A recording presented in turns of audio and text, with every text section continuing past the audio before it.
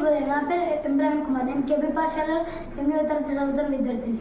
ఈరోజు నేను మంజీరా నది యొక్క ప్రాముఖ్యత గురించి చెప్పబోతున్నాను. అమ్మ మంజీరా, ఎంత చల్లని దానవు నువ్వు, ఎంత తీయని దానవు నువ్వు. నీ నీటి ప్రవాహపు సవ్వడి వింటే చాలు, రైతన్న నాగలి ముందుకు సాగుతుంది. నీ మంచితనం చూసిన వెంటనే రెప్పపాటులో పచ్చని పైర్లు మంచిగా పండుతాయి. అమ్మ మంజీరా, చిన్నపోయిన నీళ్ళ తల్లి హృదయాన్ని కలిగిస్తావు. చేదైన నేలలో తీయని నీటిని అందిస్తావు. సారవంతమైన మట్టిని మా పొలాలకు తెచ్చి ఎరువుగా బలాన్ని ఇస్తావు.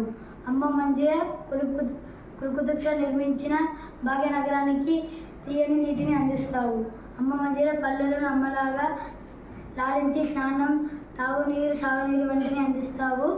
పల్లెలను తోడుబుట్టిన నగరాలలో ప్రేమగా లాలించి పల్లెలో పండిన ధాన్యాన్ని పంపి ఎల్లప్పుడూ పోషిస్తావు. అమ్మ మంజీరా, ఎంత చల్లని దానవే నీవు మంజీరా, ఎంత తీయని దానవే నీవు